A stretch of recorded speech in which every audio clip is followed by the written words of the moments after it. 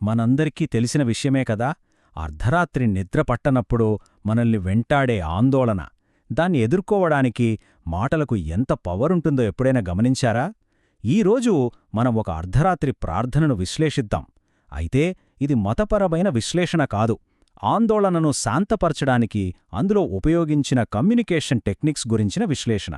దీని వెనుకున్న వ్యూహాన్ని కలిసి తెలుసుకుందాం. ఈ ప్రశ్న మనలో చాలామందికి అనుభవమే కదా.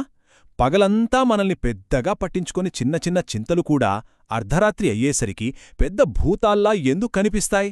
అసలు ఆ నిశ్శబ్దంలో మన ఆలోచనల శబ్దం ఎందుకంత బిగ్గరగా వినిపిస్తుంది? మనమిప్పుడు చూడబోయే ఈ ప్రార్థన సరిగ్గా ఈ సమస్య మూలంలోకి వెళ్తుంది. ఏదైనా సందేశం ప్రభావవంతంగా ఉండాలంటే అది మన అందరి అనుభవంతో కనెక్ట్ అవ్వాలి. ఈ ప్రార్థన సరిగ్గా అదే చేస్తుంది. ఇది అర్ధరాత్రి మనల్ని పట్టుకునే ఆందోళన అనే ఒక యూనివర్సల్ ఎక్స్పీరియన్స్ను తన పునాదిగా చేసుకుంది. ఒక రకంగా చెప్పాలంటే ఇది మన అందరి కథ. ఇక్కడ చాలా తెలివైన పనిచేశారు. చూడండి, కేవలం ఆందోళన అని గాల్లో మాట చెప్పకుండా దానికొక రూపమిస్తున్నారు. మనలో చాలామంది ఎదుర్కొనే నిర్దిష్టమైన భయాలకు పేరు పెడుతున్నారు. ఆరోగ్యం, పిల్లలు, డబ్బు. ఒక సమస్యకు పేరు పెట్టడమంటే దానిపై పట్టు సాధించడంలో అది మొదటి అడుగు. ఇది వినేవారికి అవును, ఇది నా గురించే మాట్లాడుతోంది అనిపించేలా చేస్తోంది. సరే, ఇక్కడ నుంచి అసలు స్ట్రాటజీ మొదలవుతుంది. ఇది కేవలం స్నేహితులిచ్చే ధైర్యంలా కాదు. దీని వెనుక ఒక ఆధారం ఉంది, ఒక చరిత్ర ఉంది. అదే దీనికి అంత బలాన్ని, నమ్మకాన్ని ఇస్తుంది. చూడండి, ఇది ఎంత పవర్ఫుల్ రిఫరెన్సో. ఇది కేవలం ఒక సూచన కాదు, ఒక చారిత్రక సాక్ష్యం. ఇది ఏం చెప్తోందంటే, చూడండి, చరిత్రలో ఇలాంటి చీకటి సమయంలోనే ఒక గొప్ప విజయం సాధ్యమైంది, కాబట్టి ఇప్పుడు కూడా సాధ్యమే అని ఒక నమ్మకాన్నిస్తోంది. ఇక్కడ మరో అద్భుతమైన టెక్నిక్ ఉంది.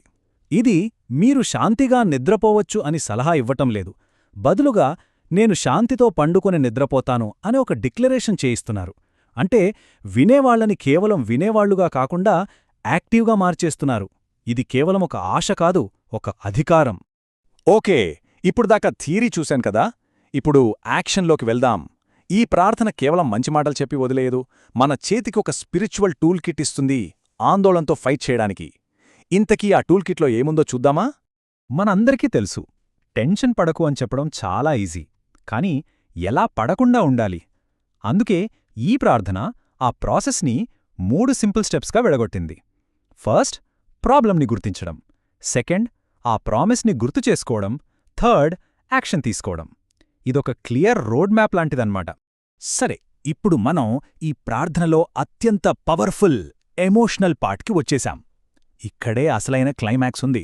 ఒక స్పెషల్ టెక్నిక్ వాడి దీన్ని పీక్స్కి తీసుకెళ్లారు. ఈ ఒక్క పదం, తెంచు, ఇదే ఈ ప్రార్థనకు గుండెకాయ లాంటిది. ఇది ఒక టర్నింగ్ పాయింట్. నెగటివ్ ఆలోచనల చక్రం నుండి బయటపడటానికి తీసుకునే ఒక డెసిసివ్ యాక్షన్. ఒక్క పదమే, కాని దానిలో ఉన్న పవర్ అంతా ఎంతా కాదు. ఇక్కడ వాడిన టెక్నిక్ చూడండి.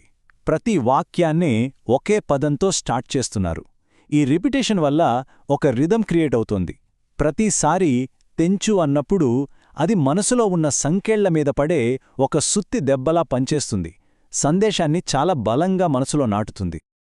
ఇప్పటిదాకా నెగటివ్ని తీసేయడం మీద ఫోకస్ ఉంది కదా, కాని ఇప్పుడు స్ట్రాటజీ మారుతోంది. కేవలం తీసేయడమే కాదు, ఆ ఖాళీని పాజిటివ్తో నింపడం, ఆ తర్వాత మన దృష్టిని మన నుంచి బయటకు మళ్లించడం. ఇది చాలా ఇంపార్టెంట్ సైకలాజికల్ షిఫ్ట్. చూడండి, మనస్సులో నుంచి ఆందోళనను తీసేసి అక్కడ ఒక ఖాళీని వదిలేయడం లేదు. ఆందోళన స్థానంలో శాంతినే, భయం స్థానంలో ధైర్యాన్ని, ఇలా ప్రతి నెగటివ్కి ఒక పాజిటివ్ రీప్లేస్మెంట్ ఇస్తున్నారు. ఇది చాలా పవర్ఫుల్ స్ట్రాటజీ. ఇక్కడ మరో బ్రిలియంట్ మూవ్ ఉంది. ప్రార్థన మన వ్యక్తిగత సమస్యల నుండి బయటకొచ్చి ఇతరుల గురించి ఆలోచించేలా చేస్తుంది. ఇది ఎందుకంత ముఖ్యమంటే, చాలాసార్లు యాంగ్జైటీ అనేది మన గురించే మనం ఎక్కువగా ఆలోచించడం వల్ల వస్తుంది. ఎప్పుడైతే మన ఫోకస్ ఇతరుల మీదకు షిఫ్ట్ అవుతుందో మన సొంత చింతన బరువు ఆటోమేటిక్గా తగ్గుతుంది.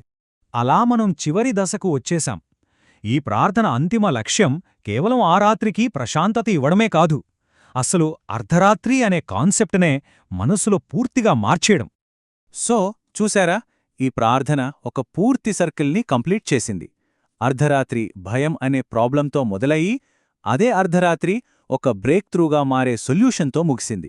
ఇకపై అర్ధరాత్రి అనేది భయపడాల్సిన సమయం కాదు, బలాన్ని, శాంతిని పొందే ఒక అవకాశం. మనం చూసిన ఈ టెక్నిక్స్ అన్నీ మనల్ని ఒక పెద్ద ప్రశ్నకు తీసుకువస్తాయి. కేవలం పదాలను ఒక పద్ధతి ప్రకారం అమర్చడం ద్వారా మన ఫీలింగ్స్ని, మన భయాలను నిజంగా కంట్రోల్ చేయగలమా? సరైన మాటలు మన యాంగ్జైటీని తగ్గించడానికి పవర్ఫుల్ టూల్స్ లాంటివా?